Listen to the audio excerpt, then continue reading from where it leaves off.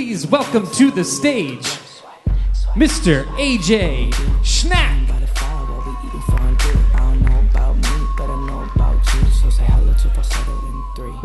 You guys can all come in because we're going to shut these doors. You don't have to be afraid because in about 10 minutes I'm going to be so drunk I'm going to forget any of you are here. Welcome to the second edition of Silverdocs Tonight. We did this last year and it was just weird enough that they asked us to come back and do it again. We have a really great 3 shows this week, tonight, tomorrow, and Thursday. All at this time, we've got filmmakers, we've got some random people that we were going to pull off the streets to talk about both films at Silverdocs as well as kind of just whatever strikes our fancy. And each night we'll have a guest mixologist. Please give it up tonight for Judith Helfand, who is wonderfully volunteered at the last minute to come in, and she will be concocting with a variety of, you have some fruits? I have a lime, a peach, an orange, a lemon, and a Jew. I'm excited, particularly that about... That was a joke. Nobody got it. Okay. About the peach. I'm sorry. I know about the peach. I'm focused in on the peach. Okay. Why isn't everyone coming in? Because, you know, like some people are debating, the guy in the purple shirt there is thinking he should go. Maybe like there's some dinner he can go to. So we were talking about what to name these drinks. Oh, am I taking your lines? No, go ahead. No, I'm just totally riffing. Oh, and we thought that maybe the first one that will make each one's going to have a different theme. We won't call one the waiting room, but what we thought was that the first one would be called Paradise Found, since some of you find yourself here, and it's our way of acknowledging that everyone's sort of having this ambivalent problem and they don't know if they should be here or there because it's a really important historical moment in documentary history. We've seen it. I just saw it. You saw it on a plane. I saw Paradise 3 Lost on Friday Paradise 3 Lost? on the way to LA to the LA Film Fest and Delta Airline 11C. Did you I paid $6. Yeah, it was HBO Direct. Did you bawl? I got sad. Because do you cry on planes when you watch movies? I just don't like gratuitous violence. It's really, and that the problem, like with American, it's just everywhere and you have no choice. Right. But with Delta, you could be selective about what you don't want to watch. So what was left was Paradise Lost 3, which was perfect because I hadn't seen it. And then I thought, gee, maybe I'll go to their awards and I'll know what's going on and I'll feel completely like I should be there. And then you asked me to do this and then I forgot and I said yes. Well, so why don't you can go and dive into some making drinks. We'll get on with the show, but then we have our first guest. By the time we're almost done with her, let's have a drink. Wait, can you just remind me of the menu? Well, you have Maker's Mark. I could just do whatever I want? You can do whatever you want with what's on the table. All right. Just play with it. It's kind of it's like old-fashioned-y, but not. Okay. Okay?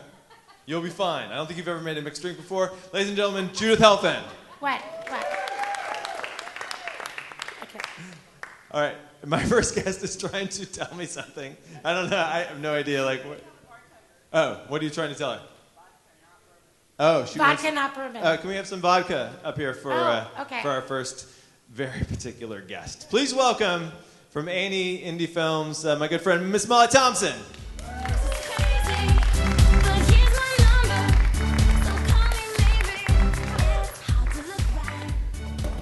Do you love these chairs? Oh, they're so good. Well, apparently they made them last year. They made them They were made for this show. Oh, that's so great. And I think there's an unwritten contract that I will only do this if these chairs still exist. So maybe at the end of 5 years we can burn them or something. You're taking this to public access in LA. Remember Channel J in New York? I do. Did you watch Channel J? I did, yeah. That was great. There's some amazing stuff. Well, Robin Bird. I don't think this is going to go in that No, direction. it won't go that way. But so how long have you been in New York? How long have I been in New York? Yeah. Pretty much forever. I mean, since school. Do we have to talk about when that was? No, that was like 10 years ago. Yeah, exactly. So I was a baby at PBS in New York, and that was my first job. And did you always know you were... I did talk shows, by the way. We Really? didn't have furniture like this. What were the talk shows? Who were the hosts? Oh, you don't want to know. I mean, the first show I ever worked on was a talk show called In Your Corner with Susan Sikora. Was she in your corner? She was totally... Was she on your side? She was in your corner. She was... Did she ever bring in people who she wasn't on their side, and people were like, what the fuck? I thought you were in my corner. No, but I remember our big booking was Dad Dabney Coleman, who was this actor whose show got canceled. It was like, oh my God. He was great in 9 to He 5. was great in 9 to 5. Maybe it was the show before that was canceled. The other thing I love about 9 to 5, by the way, since I told you we were going to talk about Dabney Coleman, was it was the show that even in the midst of the Reagan Just Say No era, it was still getting replayed all the time with the pot smoking scene, and it was the only time you'd see like people do illegal drugs on television. And have it. I mean, I guess it goes badly a little bit for them, but not really.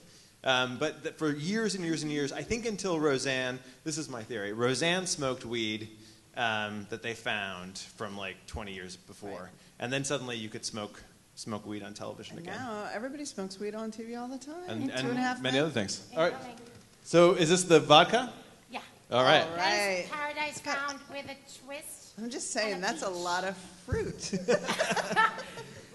It's like a pimp's cup, Yeah. in a way. If we had a cucumber. Is that a radish? I think that's your peach. That would be a peach. Okay, thank you. Thank you. So how is it? Cheers. Oh, cheers. Yeah. We'll find out. Oh my God. Sorry.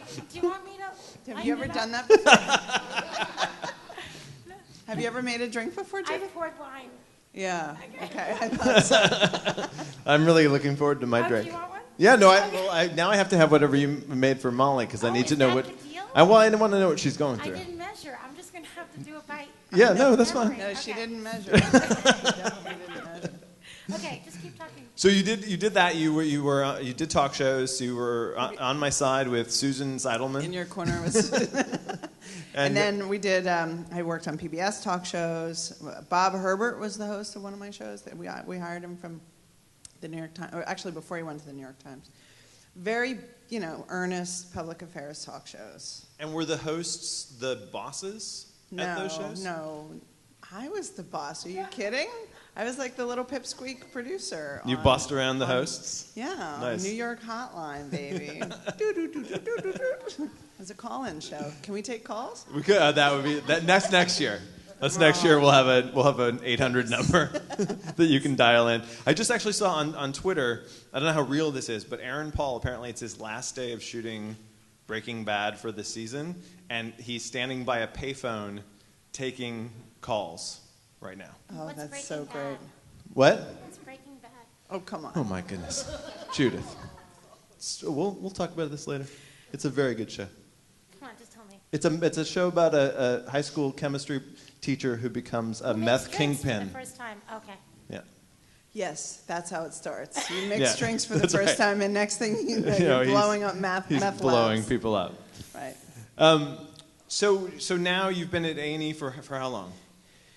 8.5 years in this current role, although I worked there before once. But yeah, my current role, 8.5 years. And do you do like one or two things a year? I mean, in terms of Roughly, like the yes. things that become theatrical 1 docs to and 2 big to festival. 3 a year. Yes. Yeah. Yeah. And how do you choose? Because there's obviously like so much stuff out there. Is it just like whatever gets you going? It's that yeah, exactly. Basically, it is. I mean, it's sort of, there are things that I like that my bosses don't like. That does happen occasionally. But for the most part, I think what we're trying to do is kind of when somebody pitches you a movie to like be able to picture the movie poster in a way so that you can see it playing at your local cinema. So like, are people going to go pay to see that? And that's one of my criteria. It's like, for me, it costs me, like $30 for movie tickets, like $100 for a babysitter, and then if we want to eat, it's like another, $40. So you're talking $200, right, to go to the movies. Is that movie going to make me go to the theater? Is your film, or is it something that I should see in another way? And I think that's like, for me, a really important criteria. $200 to go to the movies? Yes. What do you live under a rock? It's New York City. Clearly, I don't know the name of the show. I've never mixed a drink, and I've never spent $200 to go out for a night. Wait, now this looks very different. It's missing the fruit. It's missing the fruit. Sorry. That's all right. It was a virgin, whatever that was. Sorry. Virgin. A virgin without fruit? What kind of virginity are we talking about here, Judith? Okay, just go back to it. So the film you have out right now, It's going to be released July 13th, The Imposter. which I saw at it's True excellent. False, and did you get my text? I don't know if you. No. I don't even know. Oh, like- I have a new phone. Oh, there Sorry. we go. So I texted you afterwards because I was like, "Wow!" I mean, that's I'm so glad. everything No, you I like. never heard this That's everything reaction. you want, like out of like where we want the creative nonfiction to go. Yes. To me, feels like it's in that movie. AJ, That's can exactly you ask her right. a question for me? Yeah, sure. Where did he pitch her?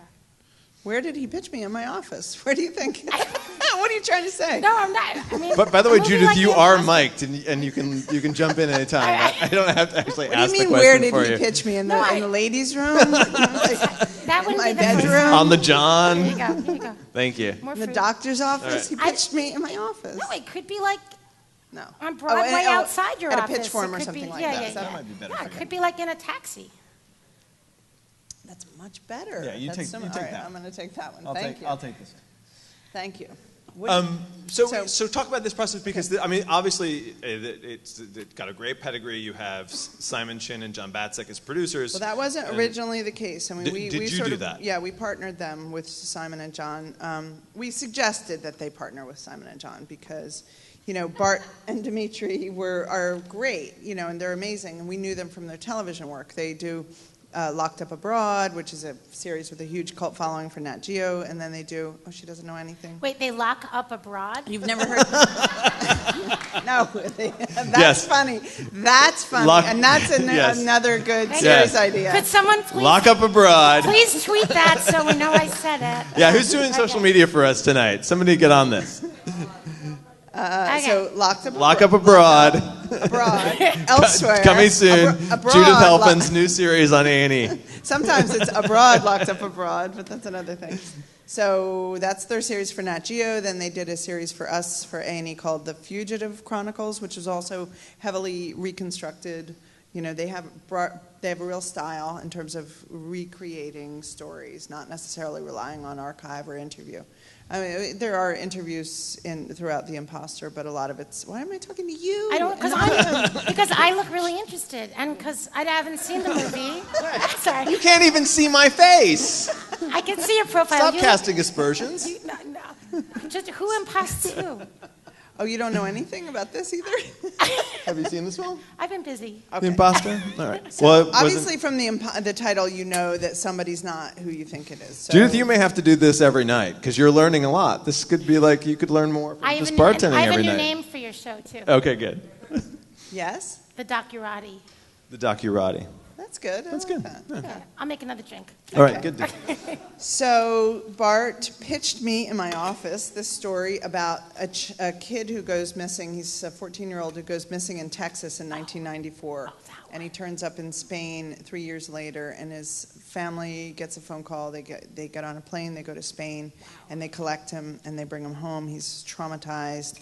There's been all this fucked up stuff that has happened. Can we say that? Yes. Fuck yeah, we can. Has happened to him, and they are able to look past the fact that his eyes aren't blue as they were when he disappeared. They're now brown. Trauma does that. Yeah, I don't know.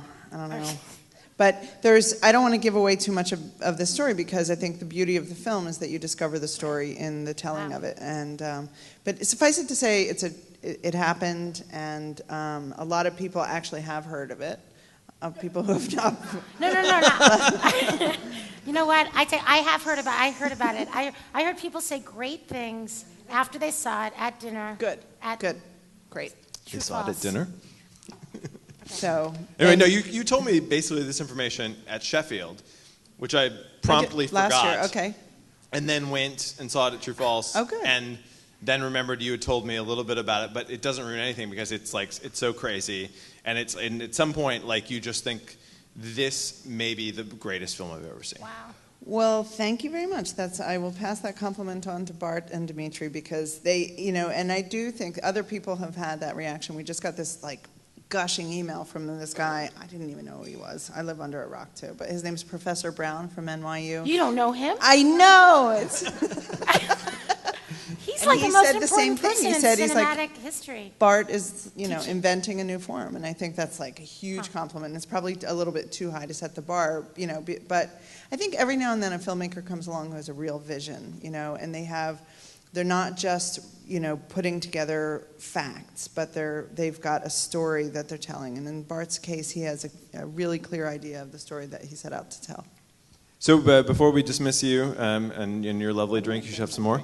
I read, and maybe I don't think I'm wrong. You're going to do something new with our friend Amir. Yes. So Super can you talk a little bit be- about that? So Amir Bar-Lev, who you've worked with twice before, That's he's right. like your in-house. He's our Clint Eastwood to Right. Warner Brothers, Right. right? That's Amir Bar-Lev directed The Tillman Story, which was a film that we fully financed, and John Batzik also produced. And I met John and Amir when they worked on My Kid Could Paint That, which was in, I think, 2007. And so this will be the third film with them, and it's an amazing story, and it's a story that is not unfamiliar to even you, Judith. Can you say what it's about? Sure, it's a Penn State. It's about Penn State. The title of Oh, the I'm film. sorry. I thought you meant about My Kid Could Paint That. No, go ahead. She could paint that. No, I'm joking. It's Happy Valley is the title of the film because Happy Valley is this area around State College in Pennsylvania where a lot of people who are part of that community, of the Penn State community, live. And it's an amazing story about football and about culture and about conscience and about decisions and about mythology.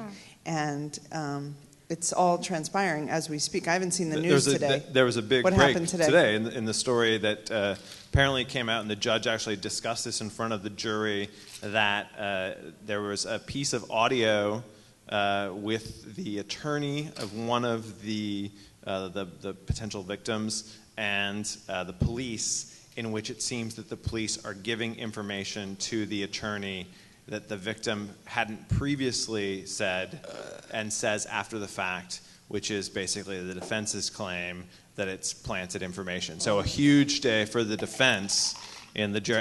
I know, you guys are excited, right? Jerry Sandusky trial. Apparently a good day for the defense. So yeah, a big day. So that's interesting. Are they there covering right now? Or well, no, because this is not a news film. This is not really how Amir works anyway. If you remember the Tillman Story, I mean, right. There are enough cameras in State College that we won't have any trouble getting the footage. The question is, it's more about the deeper stories and the unknown stories that we'll be looking for after after and alongside the trial. Awesome. Anyone have any questions for? No, we don't do questions on the show. Molly Thompson, ladies and gentlemen. Molly. Yeah, keep the drink, of course. Of course. Keep the drink. Yeah, no. Were you going to give her one to go? No, it's for Charlotte because she just got here. Oh, that was very sweet of you. Here you go. Molly, Molly, we'll hopefully have we'll an open session for people to pitch you, like in the next 2 days. Not now, but later. All right. Molly, we'll see you later tonight, I hope. All right. Next guest, once again, for Molly Thompson. She filled in jumped in at the last minute. Because a bunch of people are over at the symposium and I don't know, lame-ass excuses, basically. Please welcome our next guest, the director of a fine film that has won a bunch of audience awards this year. I think at Cinematography Prize at Sundance. Is that right? Also, just a fine, good-looking guy. Please welcome Jeff Orlowski, the director of Chasing Ice.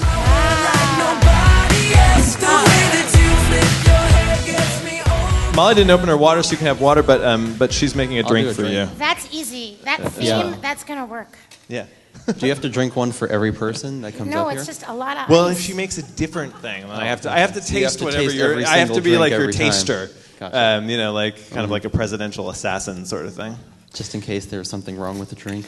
So I emailed you about this a few days ago, and I got one of those bounce back things that you were basically on tour. So what? You've been going, right? Like what's this been like? I've even forgotten that I have that auto response. That it's been pretty much the same auto response for the last 2 months. It's been lots and lots of travel. How many festivals have you actually gone to this year? 15, maybe something like that. Was in Sheffield yesterday. So just you were in Sheffield yesterday. Yes. Wow. Yeah. So Yeah. was able to do that, and then got here, and then Thursday go to Nantucket. You've got Okay, another so drink coming in. This is your drink. and then you chase it with this. Gotcha. Gotcha. And Okay. I hold the Okay, hold on. microphone as well. Right. Or you could, no, I think that's how it works. Like, this is the chase, that's the drink. Yeah, okay. That's a lot of ice. Yeah, well, that's a lot of movie. Okay. It's ice. Oh, because it's ice. Oh, nice. Do you want So one? we talked a little bit at Hot Docs, and it was a much more formal kind of conversation. And I think that's just ice. I think it's an Just ice ice. chaser. Ice chase. And Even better than I was expecting. she's doing good, right? Correct me if I'm wrong, but you We should just do a whole marketing campaign of ice chasers, just like Maybe that. you could just brand ice. We're working bags on. of ice. I want the Ben and Jerry's flavor. I want the chasing ice cream flavor. And Right. do you have an idea what the flavor Well, is? I'm not. We're still working on it. It's got to be like. It's got to look like ice. Do they somehow. know that you're Can it trying have to a do bro? that? Can it have a? Oh, I need. I don't have a tried. connection. Do you have a I connection? came up with these great flavors many years ago, and then the boys who are from my hometown, they're Long Island, they left, and it's just this terrible bureaucratic system. It's really hard to pitch your flavors now. Was it easier before? I think it was because I knew them sort of. We went to. Were you gonna have a blue vinyl flavor? No, it was before that. No, it was some bubula rugula. Some rugula bubula. It was some rugula bubula. It was an intergenerational flavor so that more young people would talk to their elders and eat ice cream at the same time. Every single pint was a very different taste It and was flavor. like, it was yeah, just completely it was like random. This Jewish lady from Miami going. So, and then the other flavor was going to be called Solidarity Forever, and it was going to be Union Pick strawberries. Solidarity Forever, Union Pick strawberries, and Dolores Huerta was going to be like in the front, and then it was kind of like, and then thousands of unionized strawberry pickers would be behind her, and they'd all have their fists up, but in it would be an ice cream cone, and it was vanilla with a dash of jalapeno, and Union Pick strawberries, Solidarity Forever, which I thought was great. Yeah. I'm. Here, you know what? You need one of these treats No, too. I think I'm falling in love with you, Ice actually. chaser. Yeah. Thank you. You're welcome. All right. The campaign for the chasing ice cream flavor, Right. it would have to be like you have to eat it before it melts. You know, you got to like capture it. Don't let it melt. Something like that. That's a good idea. Well, and also like should have broken cameras. For the people who've seen the Camera film, parts 'cause in the ice cream. that's like, but the cameras could be made out of like Maybe little chocolate camera crunch, things. some kind of crunch Exactly. thing. And what do the Inuits do? No idea. They've got little narwhal tusks in there. Narwhals are like the weirdest animal. I just don't. I have no idea what Chocolate. narwhals No, you don't know what are. anybody know What what are a they? narwhal Where is? have you been, AJ? It's like this Okay. huge seal with. It's like a real unicorn that lives Really? on planet Earth. Yes, it has these. Can you tusks. send me a photo of that? And we can have a insert phone. it in- I don't have my phone on me. It has into the narwhals podcast? have this like 8-foot long tusk on the front of their head, and it's just like the most phallic unicorn type That's so sea hot. creature. So it's you're gonna very like bizarre. put chocolate That's over awesome. that and I guess so. jam Somehow that it's got to into a work little into the ice cream flavor. container? Yeah. Pint size. So I think I started asking this question an hour and a half ago, but let me get back to it.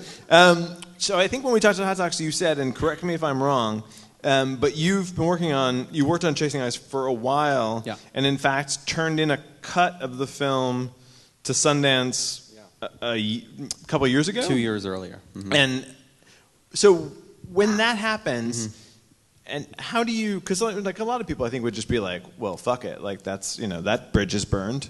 Like, how did Probably How did you- between our first submission to Sundance and the second submission to Sundance, I think, quite honestly, the two most difficult years of my life of constantly sending cuts to friends and filmmakers and getting feedback and getting opinions and everybody just ripping it apart and constantly trying to make the film stronger as a result. So it was really hard.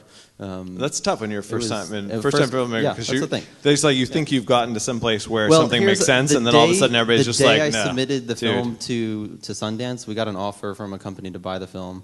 So I thought, like, this is awesome. Fuck yeah, we're going to go out there. The film's going to make a big splash. But you didn't do it. And then we didn't take the offer, and we didn't get into Sundance, and so it was like we wanted to really work to make the film better.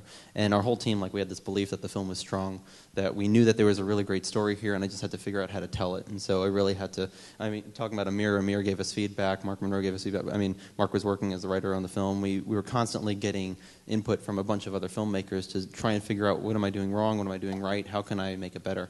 And so as a first-time filmmaker, like, I didn't know what I didn't know. I didn't even know how to tell the story properly. And ultimately, in retrospect, I was trying to tell a certain story at the beginning, and I realized the first story we were trying to tell was a story about James as a photographer, and it intercut his past work, and it was much more about him. And in all the feedback that we were doing, we realized that that was one story, and it was conflicting with the story of the ice and how the climate's changing and this extreme ice survey, the whole project that James embarked on. So ultimately, in those 2 years, we restructured the whole thing. Well, that's great, because I think the balance ultimately between his story, and it's, at a certain point, he's kind of gone for a bit, and that actually, it doesn't feel weird. It doesn't feel like, oh, well, he's gone. I don't care about it. That's actually... You found ways to keep the story Well, thank you. That was the struggle, and that's what we spent so much time balancing and figuring out. How can we keep him in there enough as a protagonist and as a character that we can follow and somewhat fall in love with, and he can still tell the story of this bigger issue. So that was really the challenge that we spent all the time in the editing. So was the ice a character? I look at the ice as a character. I look at it as this, like, Kathy Lee, you're awesome. Yeah. Sorry. Yeah.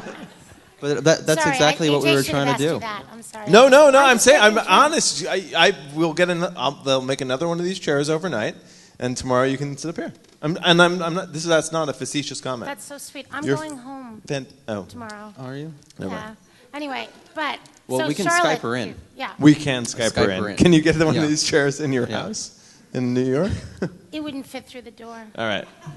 But now it's because now you're winning, like, you won the audience award at Hot Docs. Yes. Which is like, they play like 8,000 films. And they know they know about ice. Like, they have cold. Yes. They know from cold. They like cold. They really do. So that must feel good that, although like, apparently this last winter was not very icy. So maybe they just were desiring some of that. They were missing their snow. Yeah. It's possible. Mm-hmm. They're jonesing. Yeah. But that must feel good that like they that you worked so hard to, like, kind of work it through, and now, like, that audiences really get it. It's been such a sense of validation and a sense of, approval for all the time and effort that our team put in.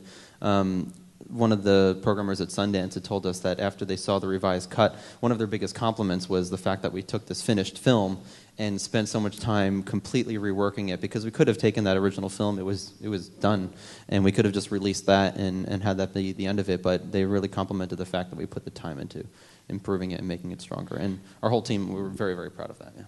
And so now it comes out soon, right? I mean, October-ish. October-ish. We still don't have the dates lined up, right. But it's looking, a number of theaters, everything's lining up fairly well. That's great. So we're excited about that. We're really trying to make it a big grassroots movement and get environmental activists to help market the film and push it out there. Are you working with 350.org? 350, we are very good friends with Bill McKibben. In fact, he's got a DVD right now, because he's not here in D.C. I really wanted him to come see the film on the big screen here in D.C. Yeah. Do you have his number? You want to call him up? I used to, because we followed him around in our film, Everything's Cool. Did you see that when you were doing research for your movie? I have not seen that yet. It's on my list. It's okay. I will see it. It's fine. It would be awesome if next time that you're bartending, if you could actually be able to call people who can give filmmakers on stage money. That would be awesome. Can we do that next year? You're talking to me like I'm just a funder. No, I'm not. I'm actually not talking to you about you're an amazing mixologist who might have funders in your Rolodex. I might have activists in my Rolodex. Let's do it. Well, that's anyway, for next year. I'm just saying. Great. I'm just talking on plans. Whatever. I could. Yeah, if they don't lose the chairs. He's in Rio right now for that. There's some big environmental conference going on down there. Well, I hope it's a huge success. Thank you. It's a great film, and you're a great guy. And everyone, give it up for Jeff, please. Thank you. Take your drink and your chaser, your ice chaser. We're doing this tonight. We're doing it tomorrow night. We're doing it Thursday night. Tomorrow night is going to be huge because we have Eugene Jarecki and Eugene Hernandez, as well as Marshall Curry. Wait a second. You don't have a woman tomorrow night? AJ. No women tomorrow night. Not one. That sucks. Not a single one. Thursday night? All women. It's all women. All right. So, Right. Is that okay? It's fine. Well, yeah, I guess. Do you want to call Deborah Zimmerman and have her put a restraining order on me? So anyway, tomorrow night it'll be a big show. Marshall's like one of only like 20 people who's been nominated twice for the documentary feature Oscar, which who cares? But he'll be here tomorrow night, and we'll talk about his films, and that's awesome. One of my favorite films this year is a film called The Waiting Room, and that's playing, I think, a little bit later this evening. And hopefully the director will now get really drunk so that his intro will be really stupendous. Please welcome Pete, I don't know, Nicks, the director of The Waiting Room. How are you? Oh, yeah. I don't know what The Waiting Room drink is going to be. Can I live tweet this? You can live tweet it, yeah. Please do. Judith's is going to hook me up a Rob Roy over there, right? Right, Judith? It's going to take a while. All right. So how are you? I'm good. And where are you in this? It's so nice to meet you after following your blog. So nice to meet you. I found out about the whole festival circuit from your blog. Yeah, well, it's that's old news now. Yeah. He killed the blog. I killed it. Yeah. It's dead. We should bury it sometime. So tell me, you've made this film that I just thought was terrific. I was really blown away by it, and mostly because the pure verite thing. Surprisingly, you don't see it as much as you'd think. And as much as I love a film like The Imposter that turns everything on its head, when you can get in there and get access to some place, people at a moment when all kinds of shit is going down on them, and yet you don't feel like the camera's intrusive. You're really just in this moment of vulnerability for people, and it's just terrific. How the fuck did you do that?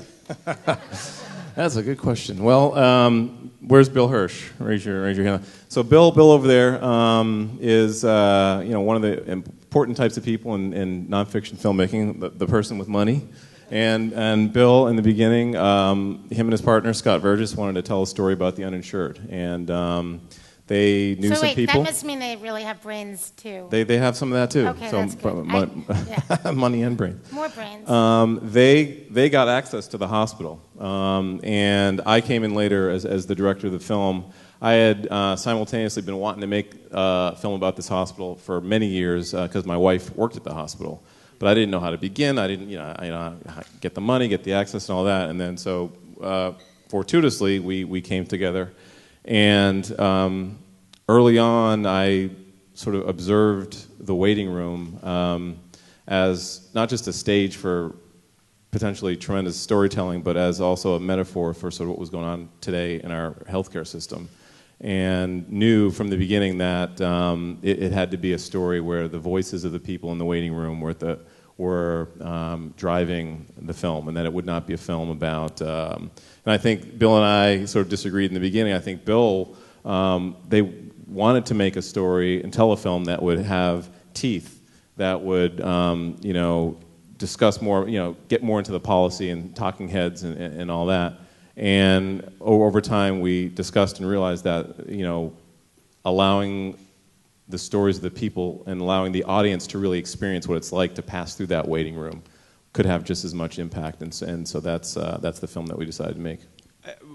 Two things. One is, I said it was verite, but you did make a very important creative choice, and maybe this was your decision from the beginning, but you filmed over a long period of time. It wasn't just one night, but it's presented as one night in the waiting room. A composite day. Yeah, day was that something because that's a constructive piece, but is that something you always were planning on doing, or yeah? Because that I think is one of the brilliant choices that you made, which is that you're not just it's days and days and days and days, but as if it's one night and you're seeing all these stories kind of through to their completion to some degree. There was a decision that was made in the edit room, and I can't remember exactly when it was, but we had all these locations, and we had lots of stuff that we had filmed, and trying to stitch together all this material was incredibly difficult. And the decision was made to focus on the waiting room and to kind of go all in on that location and tell the story from the point of view of the caregivers and the patients who pass through there.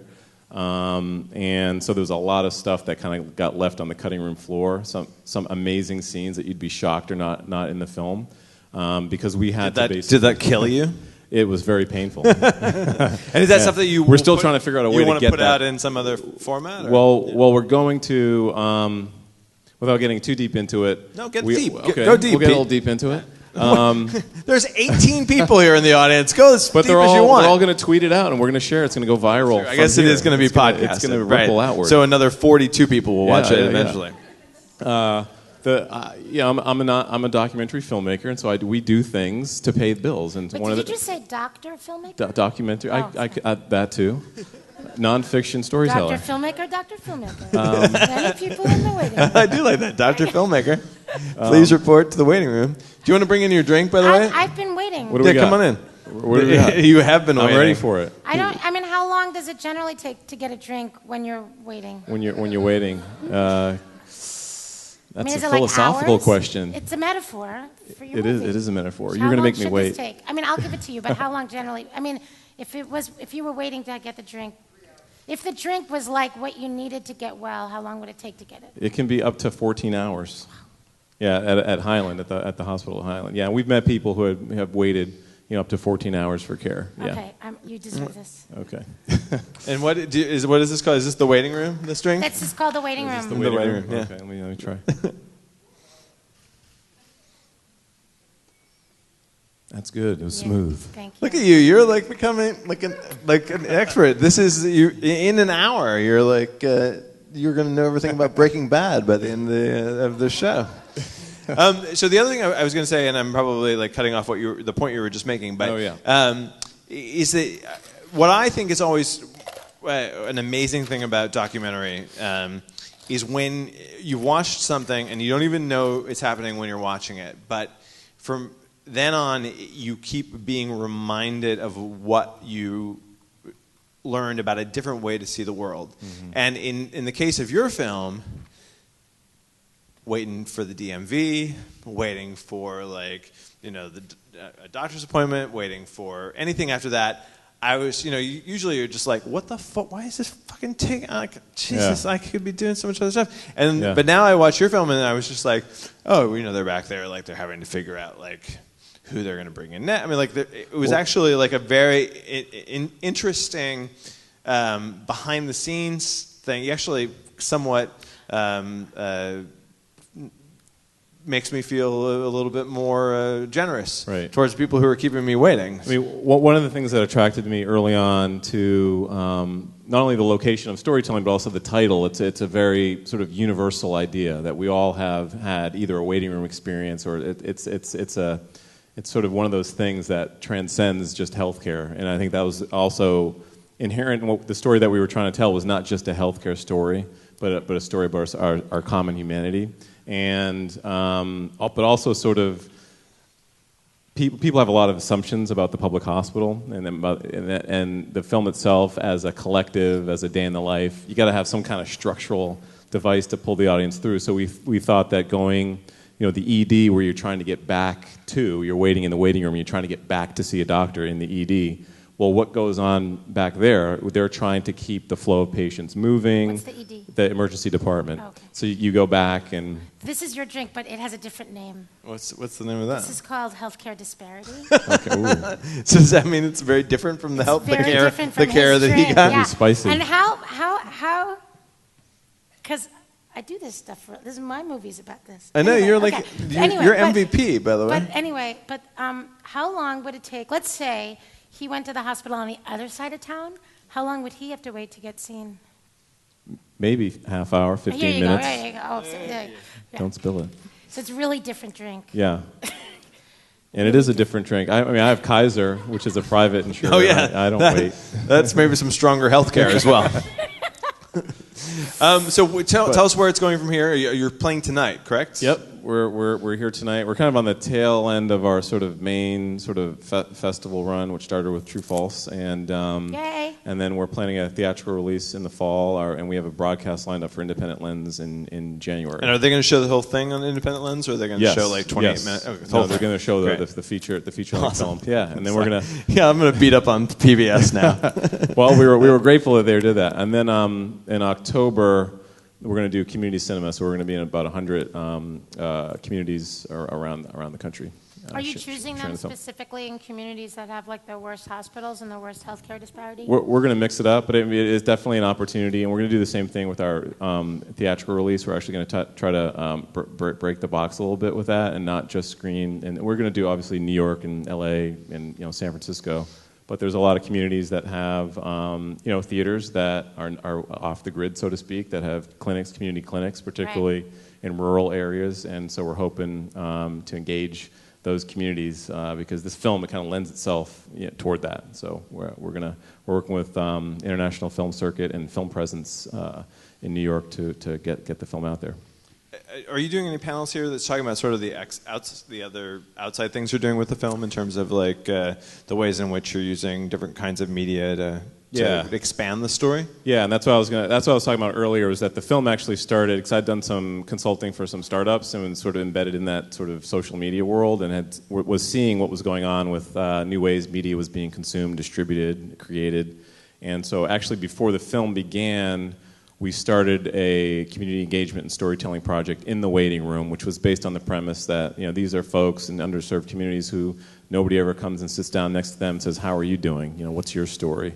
And the debate around reform is really being driven by media pundits and politicians and lobbyists. The voices of people stuck in these waiting rooms are not being represented and heard, and so we wanted to bring them into the conversation. So we began simply with just sitting down with them. How are you doing? What are you waiting for? It was just a simple question. And we got tons of content that we just put online, little short moments that we organized by emotion. And then that allowed us to raise money for the film, actually. Then we went off and made the film, and now the film is done, and we're turning our attention back to this community engagement and digital storytelling project that we're building an interactive prototype that will be placed in the waiting room, so when people happen to be stuck there for 14 hours, they have something to do. They can tell their story, they can take a picture, they can, in a variety of ways, express what they're going through at that moment. And it doesn't have to be about how they feel about the healthcare system. It's just their story. Who are they? I am. We're all. We all have a story to tell. So we're excited about that, and we're going to roll that out hopefully right around broadcast. We're going to release the prototype at Highland, and then hopefully, if it has some value to the hospital at Highland, we can scale it out to other public hospitals and clinics. What's the title? We don't know yet. It's called the Waiting Room Storytelling Project right now, and we're sort of we're trying to figure out how to kind of brand this thing. It may be I am, how about I am here? Yeah, I am here. I am, I am a neighbor. I am a caregiver. I am uninsured. So it's that premise that the uninsured are more than just a statistic, a headline. They have something. We've met so many fascinating people. Was there anyone who you were like, they're awesome, but I can't use them because like maybe they're crazy? There's a good segment of that at the hospital. That's part of what makes the world. Can we one night get together and watch that and drink some more of these like amazing drinks? We can do that. All right, very good. Please welcome Peter Nicks and say thank you to him for joining our show. Peter, thank you so much. So that's our show for tonight, and it's been lovely. And you were seriously MVP, Judith. Yeah. Are you gonna ask me what MVP means? Most valuable player. Right. Very good. Most valuable drink mix. Yeah, you were amazing. Kathy Lee, you will always be my Kathy Lee from now on. Oh. That's very special. That was great. So yes, tomorrow night, Eugene Hernandez, Eugene Jarecki, and Marshall Curry. And then on Thursday... Women. Yes, a lady-centric show starring Heidi and Rachel from Detropia, Ann Hornaday from The Washington Post, the legendary Susan Fromke, and one guy... Don Gagne from NPR. He and I will talk about what we did in Iowa over our summer vacation. Good night, everybody. Good night. We'll see you tomorrow.